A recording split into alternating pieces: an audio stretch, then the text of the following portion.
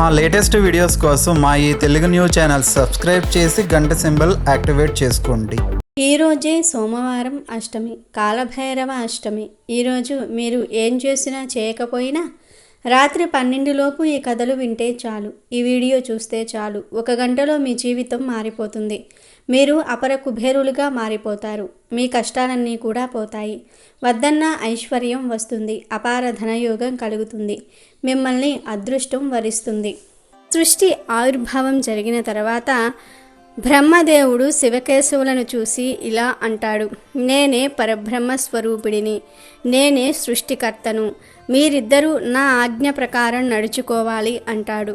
దానికి ఆ పరమేశ్వరుడు, బ్రహ్మదేవ, నీవు అలా మాట్లాడడం భావ్యం కాదు. విష్ణుమూర్తిని సృష్టించింది నేను. ఆ విష్ణువు యొక్క నాభిలోని పద్మం నుండి నీవు జన్మించావు. ఈ సృష్టి కార్యక్రమంలో నీకు తోడుగా ఉండడానికి సరస్వతీదేవిని సృష్టించి నీకు ఇచ్చాను. ఇదంతా తెలిసి నేనే సృష్టికర్తను అని ఎలా అంటావు? నీవు అహంకారంతో మాట్లాడుతూ ఉన్నావు. వేదాలన్నీ కూడా నేనే సర్వేశ్వరుడిని అని చెప్తూ ఉన్నాయి. నీవు అలా మాట్లాడడం భావ్యం కాదు అని ఆ పరమేశ్వరుడు అంటాడు.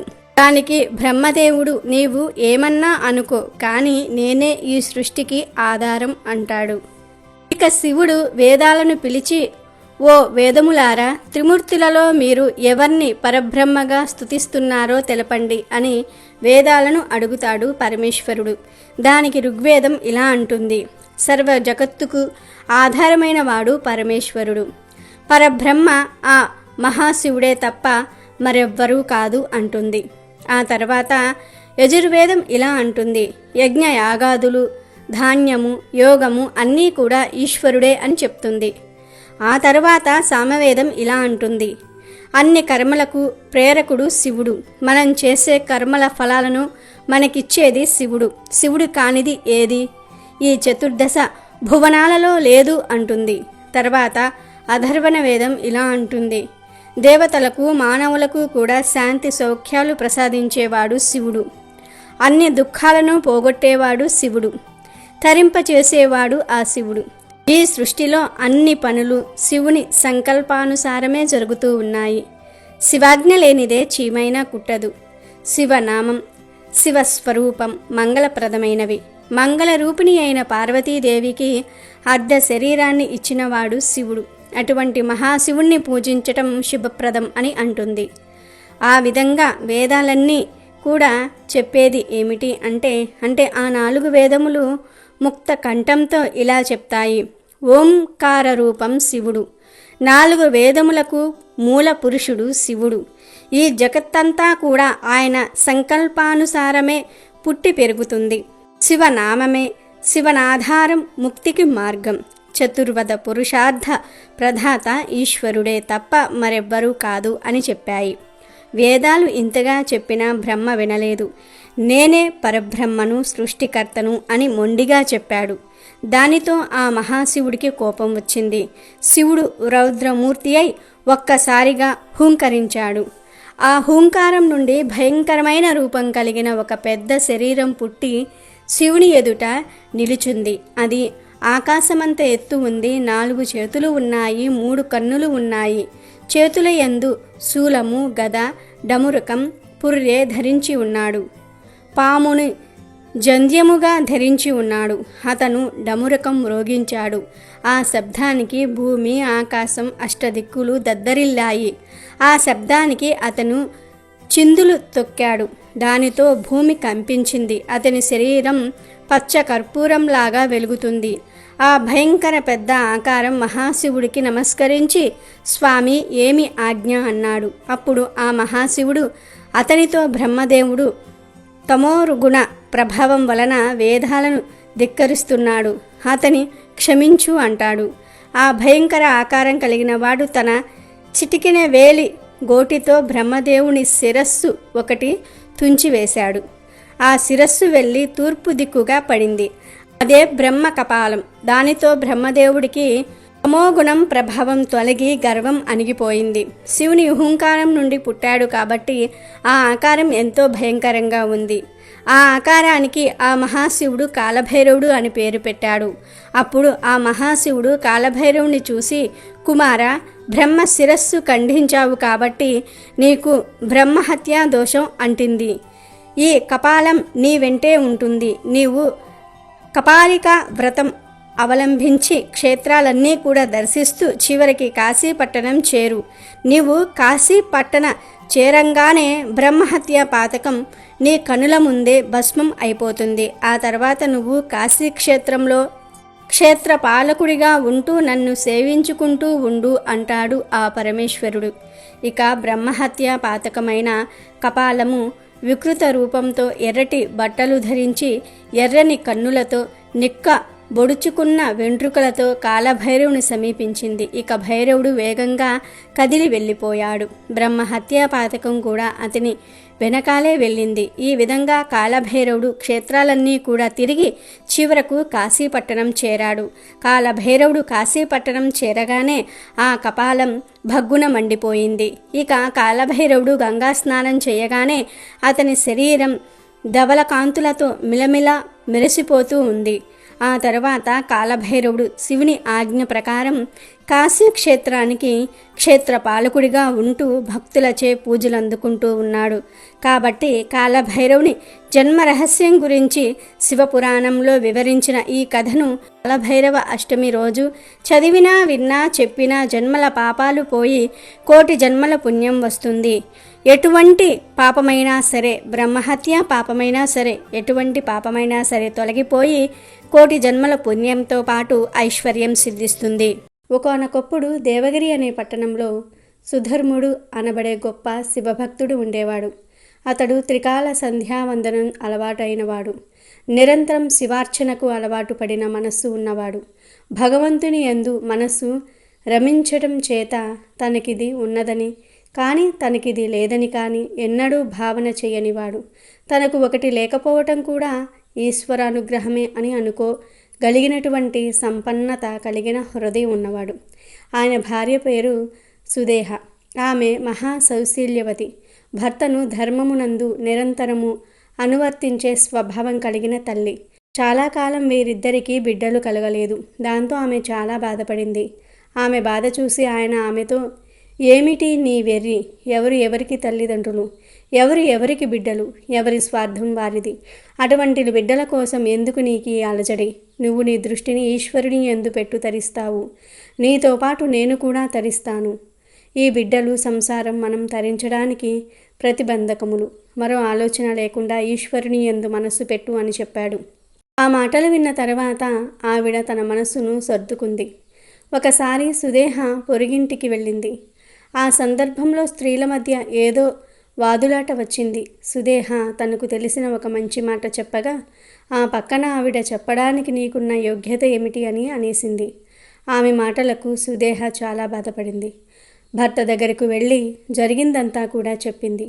అప్పుడు ఆయన, నేను ఎంత చెప్పినా నీవు బిడ్డలను గురించి ఆలోచిస్తూ ఉన్నావు. మనస్సును ఈశ్వరుని వైపు మలుచుకోలేకపోతున్నావు. బిడ్డలు కలుగకపోవడానికి దోషము నీదో నాదో తేల్చడానికి ఒక పరీక్ష చెప్తాను.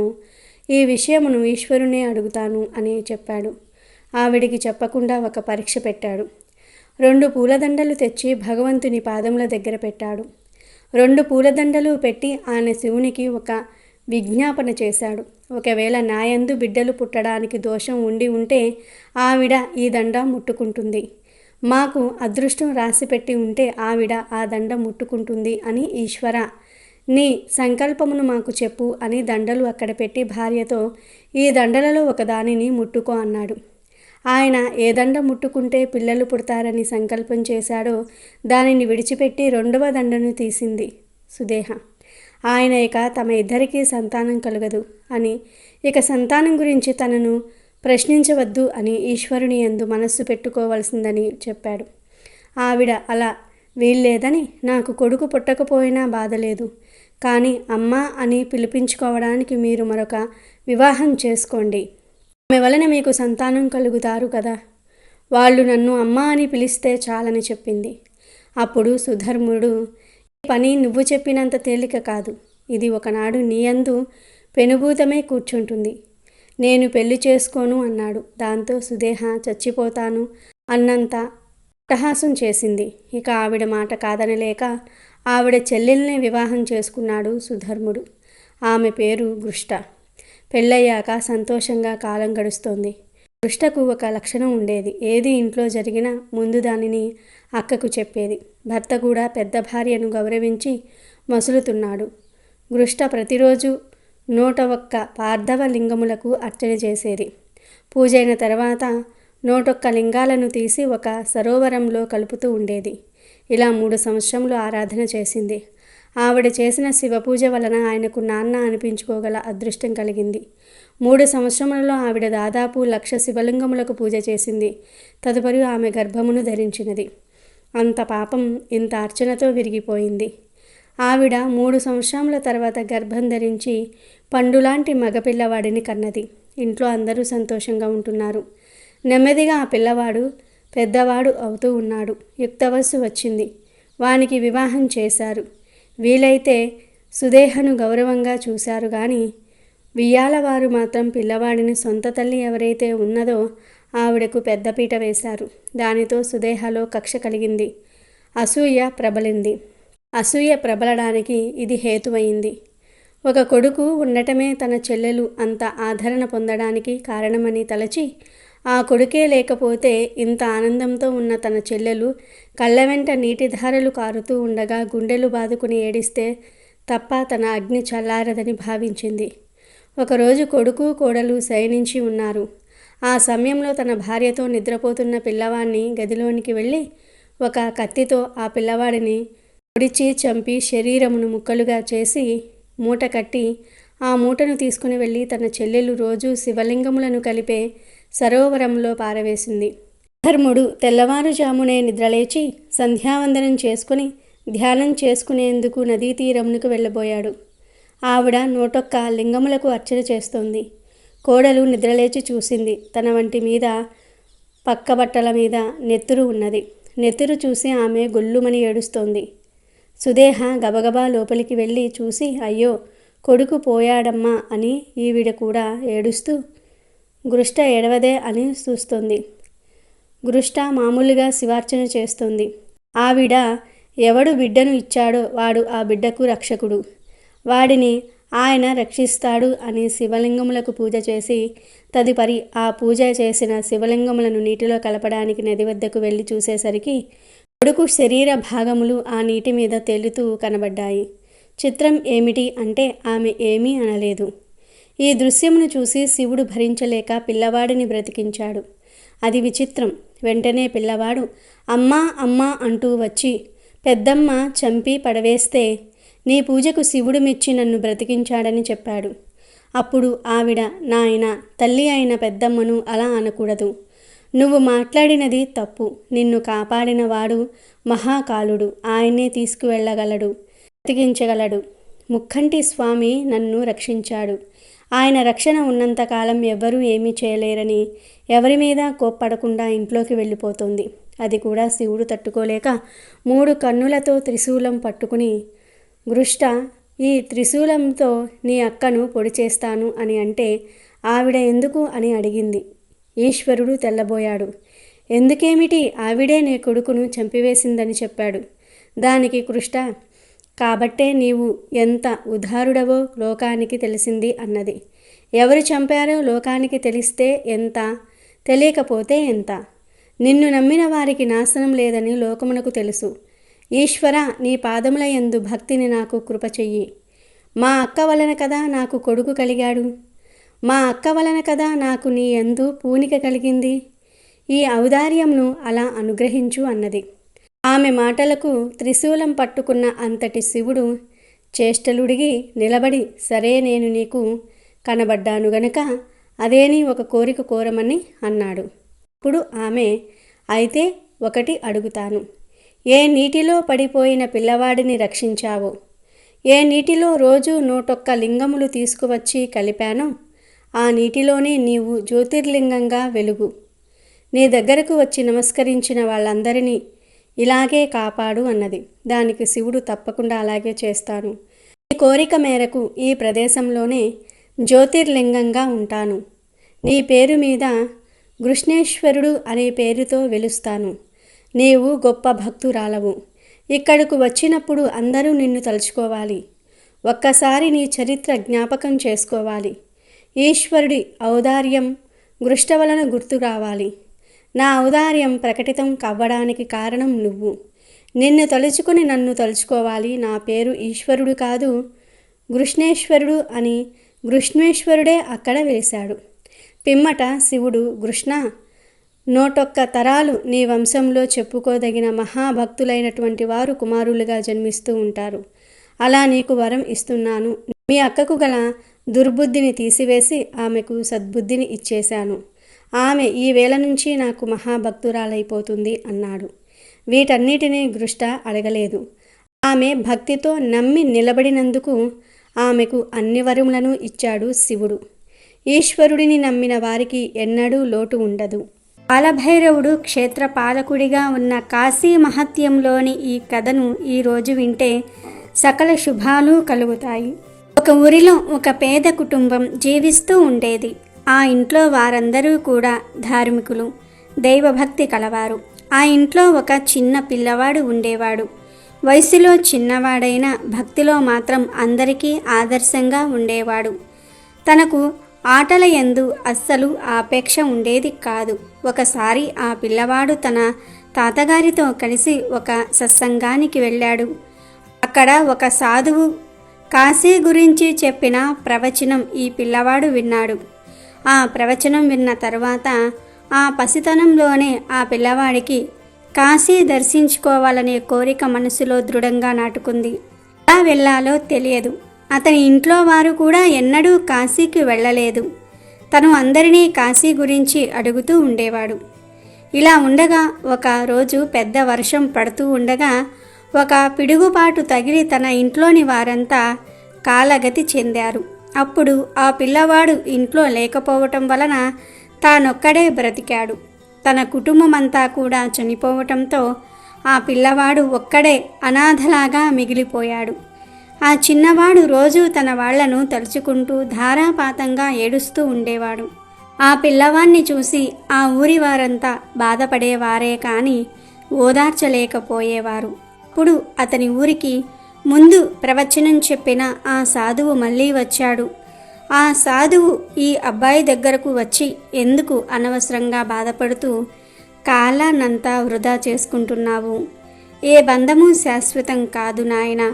జన్మనిచ్చిన తల్లిదండ్రులు వెళ్ళిపోవచ్చు గాని ఈ విశ్వానికే తండ్రి ఆ కాశీ విశ్వేశ్వరుడు.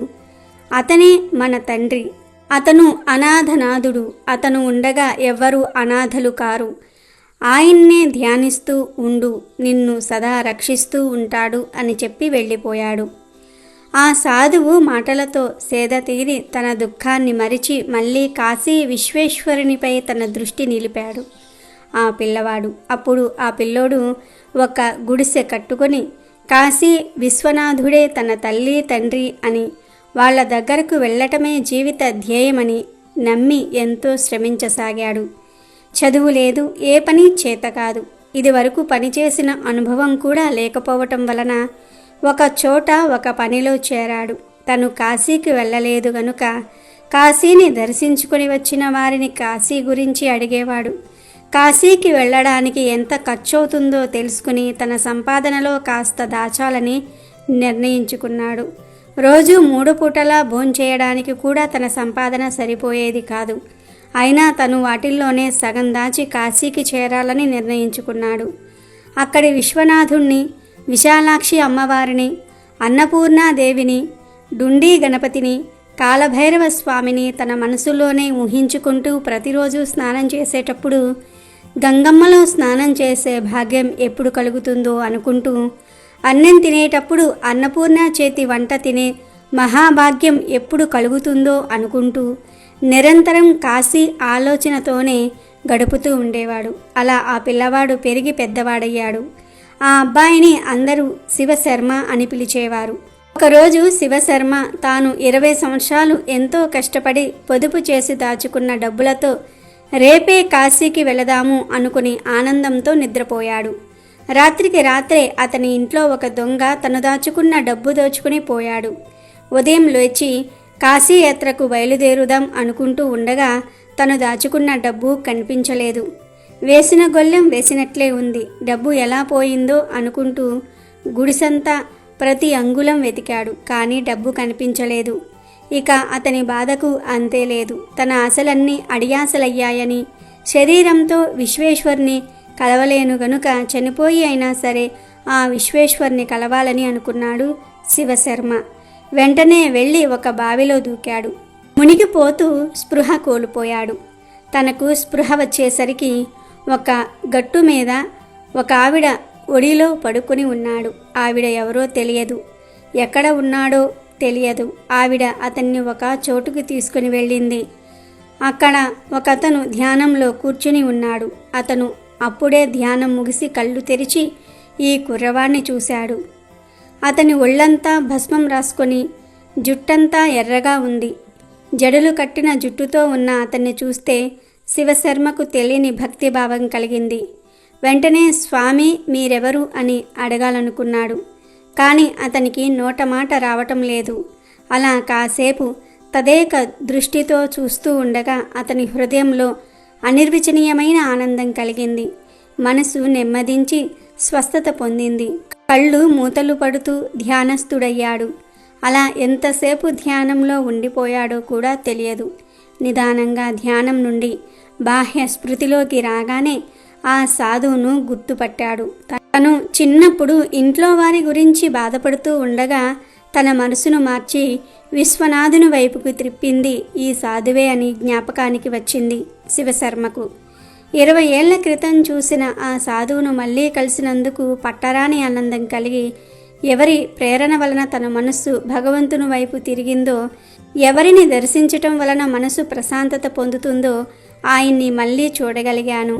ఇది నా తండ్రి, ఆ విశ్వనాథుడి అపార కరుణే అనుకుని ఆ సాధువుకు భక్తిపూర్వకంగా నమస్కరించి ఒక ప్రశ్న అడగాలనుకున్నాడు. కానీ ఎంత ప్రయత్నిస్తున్నా మళ్ళీ మాటలు రాని పరిస్థితి. అతనికి కలిగిన భావనలు, ఆ ఆనందానుభూతి, గొంతు దగ్ధమవ్వటం, కళ్ళ నుండి ఆనందాశ్రువులు జాలు ఆరటం, ఇవన్నీ అతని ఆశ్చర్యానందాలకు గురి చేస్తూ ఉండగా ఆ సాధువు ఇతన్ని ఆశీర్వదించి అతన్ని తీసుకొని పక్క గదిలో ఉన్న ఒక ఆవిడ దగ్గరకు తీసుకువెళ్ళాడు. ఆ గదిలో ఒక ఆవిడ బంగారు వర్ణంలో మెరిసిపోతూ ఉన్నది. ఆవిడే మోములో చిరు మందహాసము, ఆమె కన్నులలో కాంతి అమృత కిరణాలను ప్రసరింపజేస్తున్నదా అన్నట్లు ఉన్నది. కోటి సూర్యుల దివ్య తేజస్సు ఆ గదినంతా కూడా ఆక్రమించినట్లుగా ఉన్నది. శివశర్మకు ఒక్కసారిగా తన శరీరము తట్టుకోలేనంత తేజస్సు నరనరాల్లో ప్రవహిస్తున్న భావన కలిగి నిశ్చేష్టుడై చూస్తూ ఉండిపోయాడు. అతని మదిలో ఎన్నో స్మృతులు తలుక్కుమని మెరుపులా మెరిసి అంతర్ధానమవుతున్నాయి. అతను జీవితంలో ఎన్నడూ పొందని ప్రశాంతతను ఆ క్షణం పొందుతున్నాడు. తనకు జ్ఞానోదయం కలిగినట్లు తన బురుకిటిలో ఒక జ్యోతి దర్శనమయ్యింది. అలా కాసేపు ఆవిడ సన్నిధిలో కూర్చున్నాడు. అటు తర్వాత ఇతన్ని ఆశీర్వదించి అక్కడి నుండి తీసుకుని ఇంకో గదిలో ఉన్న ఒక ఆవిడ దగ్గరకు వెళ్ళింది. ఆవిడ చూడ్డానికి పండు ముత్తైదువులా ఉన్నది.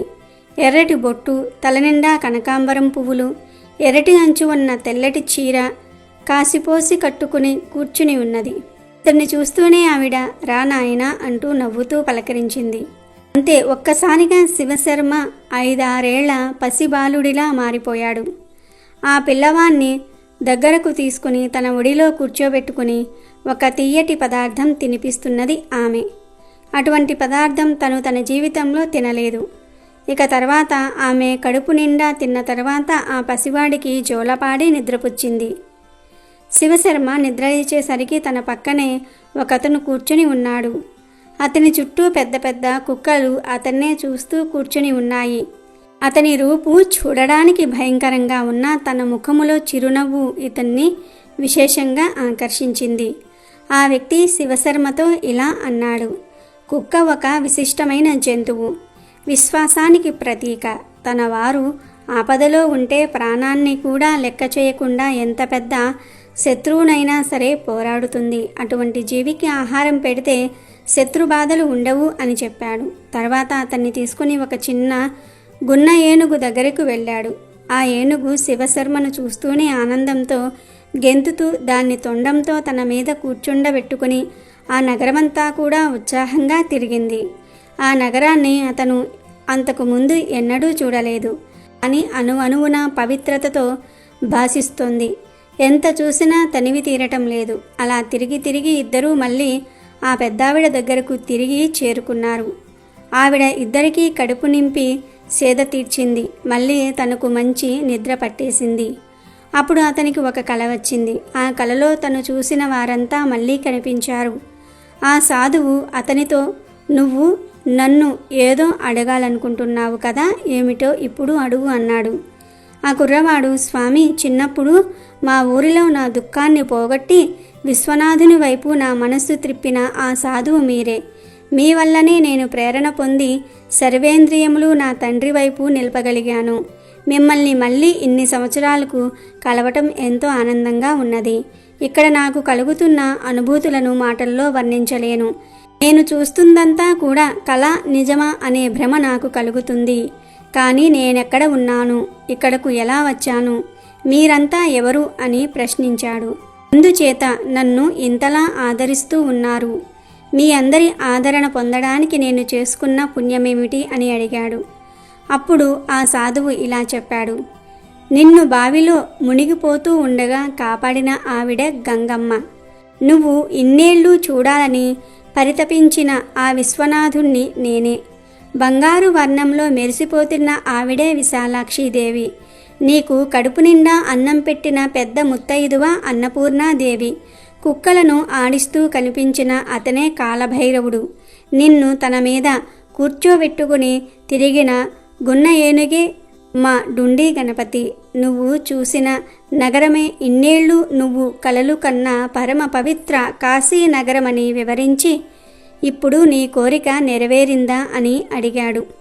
ఇక శివశర్మకు మిక్కిలి ఆనందం కలిగి ఆనందాశ్రులతో స్వామివారి పాదాల మీద వాలి స్తుతించి మళ్ళీ ఇలా ప్రశ్నించాడు.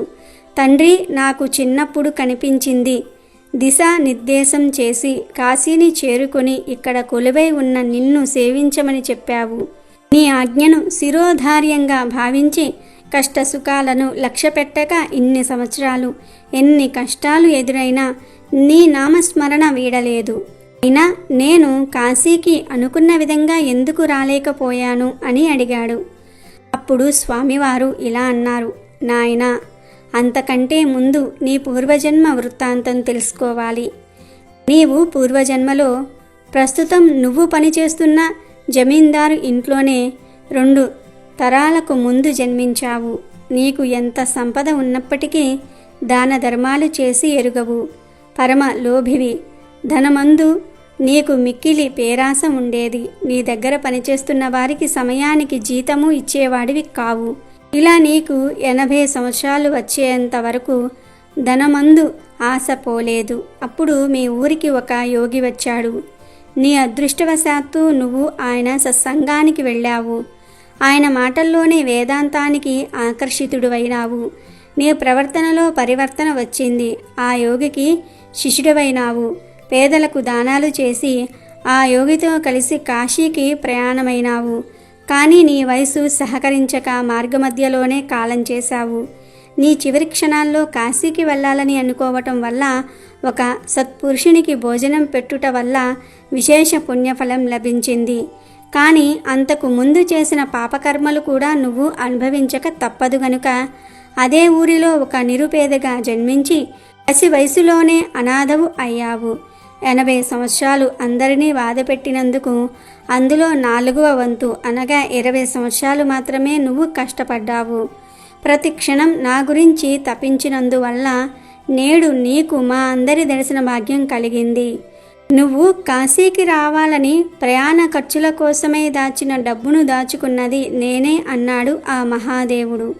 అప్పుడు శివశర్మ, స్వామి, ఎందుకని మీరు నేను దాచుకున్న డబ్బును దొంగిలించారు? అవి లేకపోతే నేను కాశీకి ఎలా రాగలను?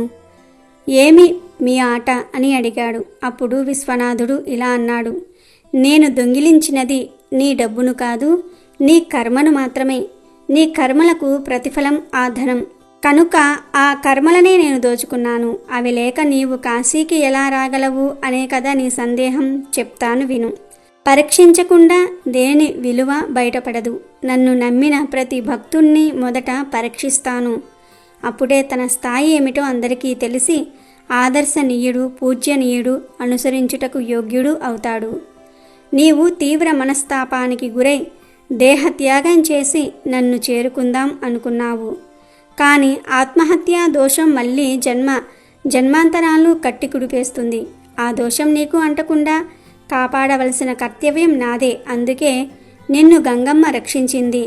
ఏ ఇతర కారణాల వల్ల అయినా ఏ జీవుడైనా ఆత్మహత్య చేసుకుంటే ఆ దోషానికి తగిన ప్రతిఫలం అనుభవించాల్సిందే. నీవు దేహత్యాగం చేయుటకు మారుగా తీవ్రంగా పరితపించి ఉంటే నీకు అక్కడే మా అందరి దర్శన భాగ్యం కలిగి అక్కడే కాశీనగరం ఏర్పడేది. జీవుల ఆలోచనలను, చర్యలను బట్టి కార్యాచరణాలు మారిపోతూ ఉంటాయి. కాశీని స్మరిస్తూ ఎక్కడ ఉన్నా కాశీవాసమే అని గుర్తుంచుకో అని వివరించాడు. ఆ కుర్రవాడు స్వామివారి అపార కరుణ వాత్సల్యానికి ఆనందాశ్రువులు కారుస్తూ అలా నిలుచుండిపోయాడు. అప్పుడు స్వామివారు శివశర్మకు కాశీలోనే ఉండేందుకు ఒక చోటు చూపించి యాత్రకు వచ్చే వారికి కాశీ విశిష్టతను వివరించమని ఆదేశించి మాయమైపోయాడు. ఇక ఆ రోజు నుండి విశ్వశర్మ ప్రతిరోజు గంగా స్నానం ఆచరిస్తూ విశ్వనాథ, విశాలాక్షి, అన్నపూర్ణాదేవులను సకాలంలో దర్శిస్తూ కాలభైరవ స్వామి విశిష్టతను, కాశీ విశిష్టతను యాత్రికులకు వివరిస్తూ అవసాన దశలో శివైక్యం చెందాడు. ఆయన సమాధి ఒక ఘాట్లో ఉన్నది. అందుచేత కాశీని స్మరిస్తూ మనం కూడా మానసికంగా కాశీలోనే జీవించి తరిద్దాం. పూర్వం రేవా నదీ తీరంలో కర్ణకి అనే గ్రామం ఉన్నది. ఆ ఊరిలో జ్ఞానసిద్ధుడు అనే ఒక పండితుడు ఉండేవాడు. అతని భార్య సుగుణమతి. అతని కుమారుడు కర్మసిద్ధుడు, జ్ఞానసిద్ధుడు. వృద్ధుడైన తర్వాత భార్యను కుమారుడికి అప్పగించి కాశీనగరానికి వెళ్ళి తనువు చాలించాడు. కొడుకు, కోడలు తల్లిని అతి జాగ్రత్తగా చూసుకుంటూ ఉన్నారు. సుగుణమతికి కూడా వయసు పైబడింది, వృద్ధాప్యము వచ్చింది. ఒకరోజు ఆమె కుమారుడిని, కోడలిని పిలిచి, నాయనా, ఇంతకాలము నా ఇల్లు, నా కుమారుడు, నా కోడలు, నా భర్త అంటూ వెంపర్లాడాను. పుణ్యకార్యాలు ఏమీ చేయలేదు. కనీసం కాశీనగరానికి కూడా వెళ్ళలేదు. కాబట్టి నా మరణం అనంతరము అస్థికలు గంగలో కలుపుతానని మాట ఇస్తే నేను నిశ్చితంగా కన్నుమూస్తాను అని అన్నది. కొడుకు, కోడలు తల్లి కోరిక తప్పకుండా నెరవేరుస్తామని మాట ఇచ్చారు. సుగుణమతి నిశ్చింతగా ప్రాణాలు వదిలి పరమేశ్వరునిలో ఐక్యమైపోయింది. శాస్త్రం ప్రకారము తల్లికి కర్మ చేసి అస్థికలు మూటకట్టుకుని కాశీనగరం బయలుదేరాడు కర్మసిద్ధుడు. అతడలా కొంత దూరం ప్రయాణం చేసి శుభ అనే గ్రామం చేరి అక్కడ ఒక బ్రాహ్మణుని ఇంట సంధ్యావందనాది కార్యక్రమాలు నిర్వహించి జపం చేసుకుంటున్నాడు. రాత్రి 8 గంటలయ్యింది. గ్రామాంతరము వెళ్ళిన ఆ ఇంటి యజమాని ఇంటికి తిరిగి వచ్చాడు. అతనికి ఒక ఆవు ఉన్నది. దొడ్డిలో దాన్ని కట్టేశారు. యజమాని పాలు పితకడానికి వెళ్ళి దూడను వదిలాడు. పాలు త్రాగాలనే ఉత్సాహంలో దూడ ఎగురుకుంటూ యజమాని కాళ్ళు తొక్కింది. దాంతో కోపం వచ్చిన యజమాని కర్ర తీసుకుని దూడను 4 బాదాడు. తరువాత పాలు పితికి మళ్ళీ దూడను వదలకుండా వెళ్ళిపోయాడు. యజమాని చేతిలో దెబ్బలు తిన్న దూడ చూస్తూ నిలబడిపోయింది. కానీ దూడకు పాలు ఇవ్వలేదని తల్లి హృదయము తరుక్కుపోయింది. అప్పుడు తల్లి బిడ్డల మధ్య సంభాషణ ఈ రకంగా జరిగింది. అమ్మా, ఎందుకు దిక్కిస్తావు? పొరపాటున యజమాని కాలు తొక్కాను. అది పొరపాటని గ్రహించకుండా నన్ను కొట్టాడు. దీనికి దుఃఖించి ప్రయోజనమే ఏమిటి? పూర్వజన్మలో చేసుకున్న పాపము అనుభవించాలి కదా అని దూడ పలికింది. దానికి ఆవు, బిడ్డ, జీవులన్నీ కర్మకు ఆధీనములే. కర్మ ఫలాన్ని అనుభవిస్తూ జీవి విర్రవీగటము లేదా దుఃఖించటము కేవలం అజ్ఞానము. మాయామోహితుణ్ణి అజ్ఞానం వరిస్తుంది. నువ్వు చేసిన చిన్న తప్పుకు నిన్ను కొట్టడమే కాక పాలు కూడా త్రాగనివ్వలేదు. కాబట్టి ఆ విప్రుడకు పుత్ర శోకము కలిగించాలనుకుంటున్నాను. అప్పటికి గాని నాకు కసి తీరదు అంది. దానికి దూడ ఇలా అంది. అమ్మా, పొరబడుతున్నావు. ఏ జన్మలో చేసిన పాపము ఈ జన్మల పశువులమై పుట్టాము. మళ్ళీ బ్రహ్మహత్య పాతకం ఎందుకు చేస్తావు అంది. దానికి ఆవు ఇలా అంది. బిడ్డ, ఈ మాట నాకు తెలుసు. మాయను జయించిన వాడు సాక్షాత్తు భగవంతుడే అవుతాడు. బ్రాహ్మణ బాలుణ్ణి చంపితే బ్రహ్మహత్యా పాతకము అని కదా నీ భయం? ఏం పర్వాలేదు. బ్రహ్మహత్యా పాతకము ఒక్కటే కాదు, పంచమహాపాతకాలు చుట్టుకున్నా వదిలించుకునే మార్గం నాకు తెలిసి. రేపు ఉదయమే ఆ బాలుణ్ణి కొమ్ములతో పొడిచి చంపుతాను. అప్పుడు బ్రహ్మహత్యా పాతకం వల్ల నా శరీరం అంతా కూడా నల్లగా మారిపోతుంది. తర్వాత ఆ పాపాన్ని తుడిచేసుకుంటాను. మళ్ళీ నా శరీరము తెల్లగా మెరుస్తూ ఉంటుంది అని దృఢతో చెప్పింది. వాకిట్లో అరుగు మీద కూర్చున్న కర్మసిద్ధుడు ఈ మాటలన్నీ కూడా విన్నాడు. అతడికి ఆశ్చర్యం వేసింది. బ్రహ్మహత్యా పాతకము ఎలా తొలగిపోతుందో తెలుసుకోవాలని అనుకున్నాడు. మరునాడు ఉదయాన్నే బ్రాహ్మణ బాలుడు పాలు పితకడానికి ఆవు దగ్గరికి వచ్చి కూర్చున్నాడు. వెంటనే ఆవు ఆ బాలుణ్ణి కాళ్లతో తన్ని కొమ్ములతో పొడిచి చంపేసింది. చూస్తూ ఉండగానే దాని శరీరము నల్లగా మారిపోయింది. అక్కడున్న వారంతా పిల్లవాడు మరణించాడని తెలిసి ఆహాకారాలు చేస్తూ ఉన్నారు. అప్పుడు ఆవు పరిగెత్తుకుంటూ వెళ్ళి నర్మదా నదీ తీరంలోని నందికేశ్వర తీర్థంలో 3 సార్లు మునిగింది. అంతే, దాని శరీరము తెల్లగా మెరిసిపోతుంది. ఇదంతా ఆశ్చర్యంగా చూస్తున్నాడు కర్మసిద్ధుడు. ఇంతలో ఒక దేవతా స్త్రీ అతడికెదురుగా వచ్చి, ఎవరు నువ్వు అని అడిగింది. తన వృత్తాంతమంతా కూడా చెప్పాడు కర్మసిద్ధుడు. దానికి ఆ స్త్రీ, ఈరోజు వైశాఖ శుద్ధ సప్తమి. నేను గంగామాతను. ఈరోజు నేను ఈ నందికేశ్వర తీర్థంలోనే ఉంటాను. నీ తల్లి అస్థికలను ఈ తీర్థంలో కలుపు. నీ తల్లి పుణ్యలోకాలకు వెళ్తుంది అన్నది. గంగాదేవి మాట ప్రకారం తల్లి అస్థికలను అక్కడ నదిలో కలిపాడు కర్మసిద్ధుడు. ఇంకా ఆశ్చర్యము, తల్లి దివ్య శరీరము ధరించి పుణ్యలోకాలకు వెళ్ళిపోయింది. ఇంతకీ ఆ తీరానికి నందికేశ్వర తీరమని పేరెందుకొచ్చిందంటే, కాలంలో రిషిక అనే ఒక బ్రాహ్మణ కన్య చిన్న వయసులోనే భర్తను కోల్పోయి నర్మదా నదీ తీరంలో శివలింగాన్ని ప్రతిష్ఠించి దీక్షతో అర్చన చేస్తోంది. ఆ సమయంలో మూఢుడు అనే ఒక రాక్షసుడు ఆమె దీక్షకు భంగం కల్పించసాగాడు. అనేక రూపాలు ధరించి ఆమెను భయపెట్టసాగాడు. అవి భరించలేక ఆమె శంకరా పాహిమాం అంటూ బిగ్గరగా అరిచింది. ఆమెను రక్షించడానికి ముందుగా నందీశ్వరుడు, తరువాత శంకరుడు, ఆ తర్వాత గంగా వచ్చారు. గంగాదేవి ఆమెను చూసి, నీకేం కావాలో కోరుకో అన్నది. దానికి ఆమె, ఓ గంగా భవానీ, సంవత్సరంలో ఒక్కరోజున నేను స్నానమాడిన ఈ నదీ తీరంలో నీవు ఉండాలి అన్నది. ఆ రోజు వైశాఖ శుద్ధ సప్తమి కాబట్టి ఈ రోజున గంగాదేవి ఆ తీర్థంలో ఉంటుంది. అందుకే నందికేశ్వర తీర్థానికి గొప్ప మహత్యం ఏర్పడింది. వైశాఖ శుద్ధ సప్తమి రోజున ఈ నందికేశ్వర తీర్థానికి గంగానదితో సమానమైన శక్తి వస్తుంది. ఆ రోజు ఇక్కడ స్నానం చేస్తే పంచమహాపాతకాలైనా సరే పోతాయని ప్రతీతి. ఒకరోజు బ్రహ్మదేవుడు ఓ కుక్కను తయారు చేశాడు. ఆ కుక్కతో బ్రహ్మదేవుడు ఇలా అన్నాడు, ఓ కుక్క, రోజంతా ఇంటి ముందు కూర్చో. ఎవరైనా తెలియని వాళ్ళు వస్తే అరువు. నేను నీకు 20 ఏళ్ళు ఆయుష్ను ఇస్తాను అన్నాడు. దానికి కుక్క, స్వామి, ఇదేమీ బాలేదు. నేను అన్ని ఏళ్ళు అరుస్తూ కాపలా కాస్తూ జీవించలేను కాబట్టి ఇదిగో 10 ఏళ్ళు నీకు ఇచ్చేస్తాను. 10 ఏళ్ళు మాత్రమే అరుస్తాను, సరేనా అంది. అప్పుడు బ్రహ్మదేవుడు సరే అని కుక్కని పంపించి వేశాడు. తరువాతి రోజు బ్రహ్మదేవుడు ఒక కోతిని తయారు చేశాడు.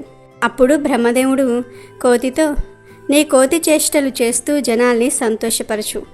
నీకు 20 ఏళ్ళు ఆయుష్ ఇస్తున్నాను అని అన్నాడు. దానికి కోతి, ఏంటి కోతి చేష్టలు 20 ఏళ్ళా? అమ్మో, కుక్క తన 10 ఏళ్ళు నీకు ఇచ్చిందిగా, నేను అలాగే ఇస్తాను. నాకు 10 ఏళ్ళు జీవితం చాలు అంటుంది. అప్పుడు బ్రహ్మదేవుడు సరే అంటాడు. కోతిని భూమి మీదకు పంపించేస్తాడు. మరుసటి రోజు బ్రహ్మదేవుడు మరలా ఒక ఆవును తయారు చేశాడు. అప్పుడు బ్రహ్మదేవుడు ఆవుతో, ఓ ఆవు, నువ్వు రైతుతో పాటు పొలానికి వెళ్ళి రోజంతా ఎండలో కష్టపడి సాయంత్రం పాలు ఇస్తూ రైతుకు సహాయం చెయ్యి, నీకు 60 ఏళ్ళు ఆయుష్ ఇస్తున్నాను అంటాడు. అప్పుడు ఆవు, స్వామి, 60 ఏళ్ళు ఈ గొడ్డి చాకిరీ నేను చేయలేను.